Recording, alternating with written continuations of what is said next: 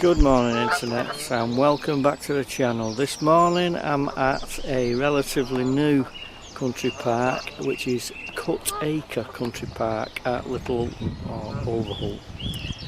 Anyway, the land's been here a long time, but it was mined for upcast mining to get rid of the massive Little Hulton slack hills, which was where I spent all my youth in the countryside and learned about wildlife. So stick with us and we'll have a good look round.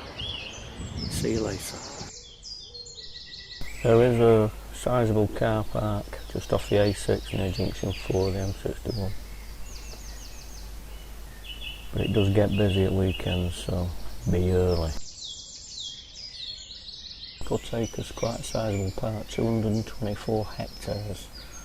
If you want it in old money in acres, you could multiply that by about 2.2, I think. So it's a big park. We're going to do a lot of walking. Apparently there's 19.5 kilometres of public footpaths in the park, so it's a sizable walk. It's worth reading the security notices and the rules before you go on the park, because you don't want to embarrass yourself, because there's a lot of security on there and wardens. There are a number of farms on the site that are still working, still have livestock, young lambs this time of year, young cows, so just be aware, keep your dogs under control.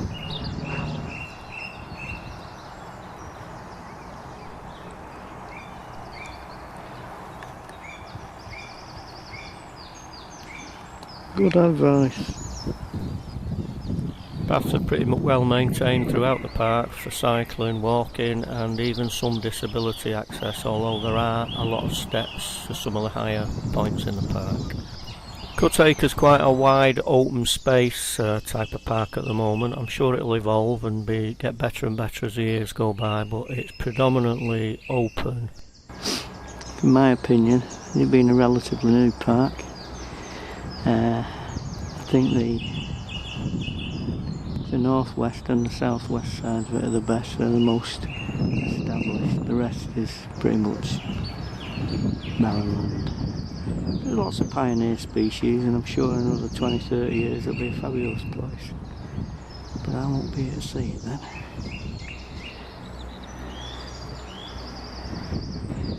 So that's looking towards Bolton, Rivington Pike, over Hulton, Elmbrook Road, Bolton Road, Atherton. Tilsley's just the other side of the hill, and back towards the Amazon factory in Little Hulton that way.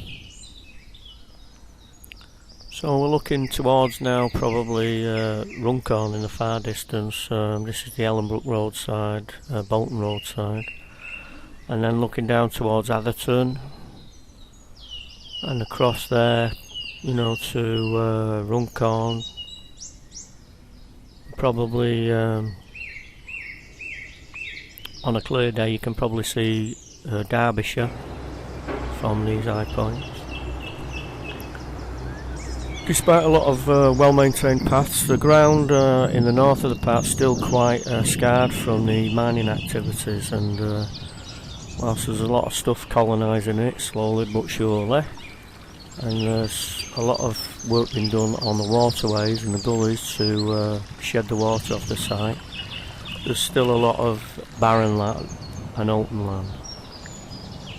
There's quite a number of protected ponds and lakes that are supposedly protected from great crested newts escaping and you know, people getting in, but to be honest, the fences are down and there's already signs that people have been fishing and left a litter everywhere, and to be honest, it's heartbreaking because it's so beautiful and they just turn up, fish and leave all the crap behind. This is the northeast area of the park, looking from Walton Presbyterian Cemetery across to over Hulton.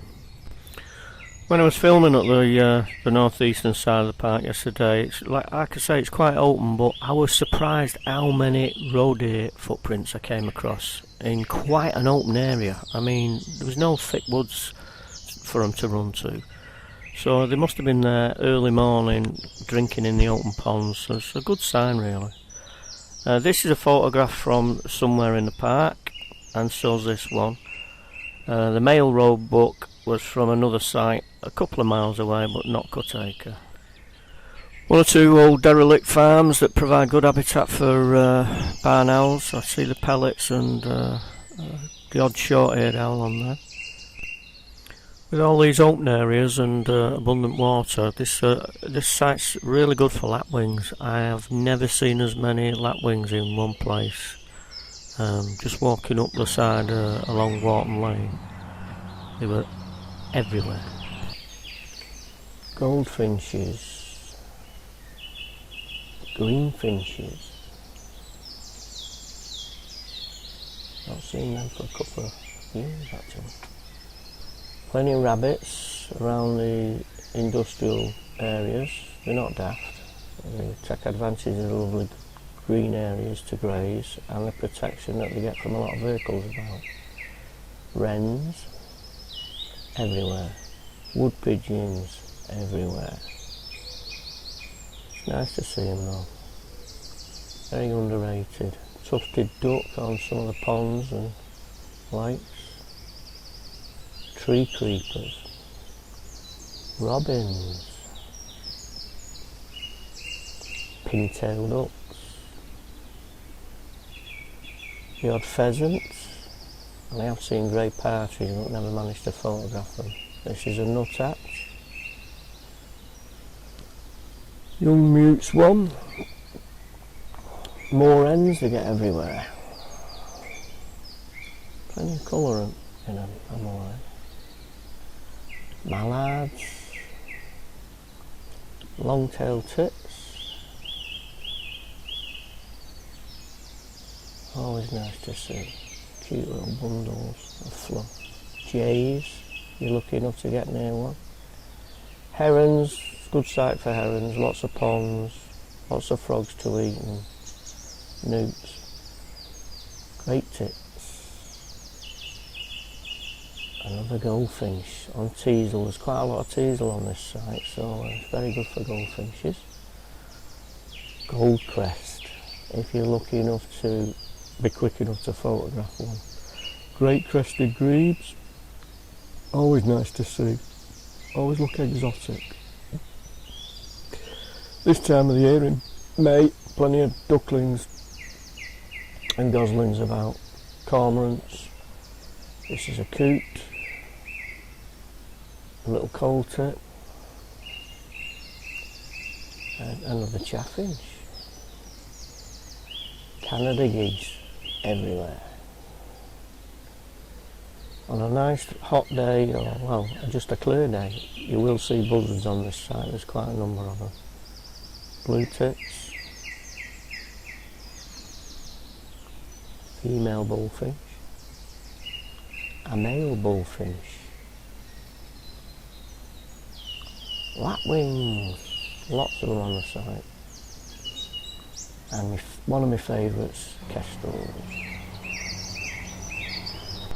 On the far north-eastern side of the site, bordering Hulton Lane, is Hulton Presbyterian Church graveyard, which is always worth a visit. It's a really quiet, idyllic little place, full of birds, and gives you time to reflect on life and just sit and enjoy a few moments. There's quite a number of wildflowers in the area and on the site, not just around the graveyard. I'm not good on flowers, but if I can source some of the names before I finish the video, I'll put the names up.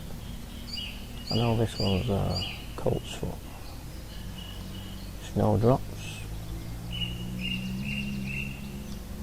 I'm not sure. Gorse. And there is quite a bit of broom on the site as well. I think this is crane's bill.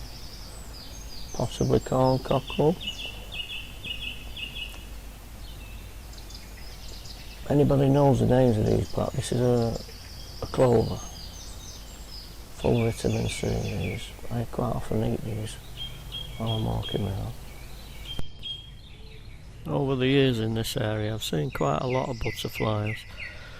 Some used to be very common and now they're not, and others weren't common and we've seen a lot more of them. So if you're into butterflies, and it's a bit early yet, there are things out, but as the excuse me, as the summer comes on, well worth a look. There's plenty of different varieties on there.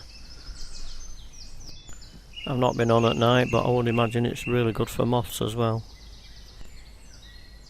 Now with all the water on there and all the ponds, it's a very good place for dragonflies and damselflies. I'm not the best at identifying dragonflies and damselflies because there's quite a few and the males all look different from the females, so it's a bit too much like hard work, but I'm sure I'll get into them eventually. This is on the south-eastern side of the park, bordering Kenyon Way Estate, and it's full of stolen motorcycles, burnt out cars and lots of rubbish. However, this is a place where I spent a lot of my youth and it is full of wildlife. There's lots of bramble areas where it's good for foxes. There's open meadows that are really good for voles, bank voles. I've seen in the past, I've seen stoats and weasels on this area, and it's still great for birds. A lot of the trails are muddy, and there's been some attempt to stop cars and bikes getting on, but it's not really worked. There's a number of small ponds down this area, which is, I mean, I remember fishing on some of these when I was a kid, when 10 or 12 years old. And around March, April, they are, end of March, beginning of April, they're full of frogs and toads and newts. Great place for kids to explore nature. You quite often see the mating balls with, 4 or 5 males on all fighting for one female. You go at the right time. All interesting stuff.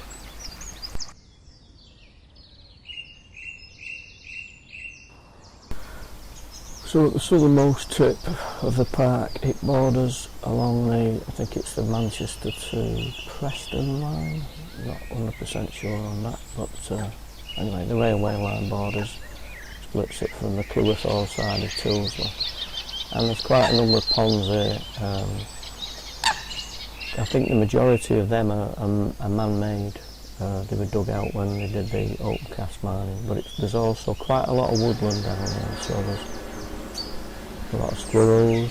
I've seen roe deer down here. In fact, I passed one while I was filming, just seeing its bottom disappear into a thick bush. Foxes, wood mice, all sorts of stuff.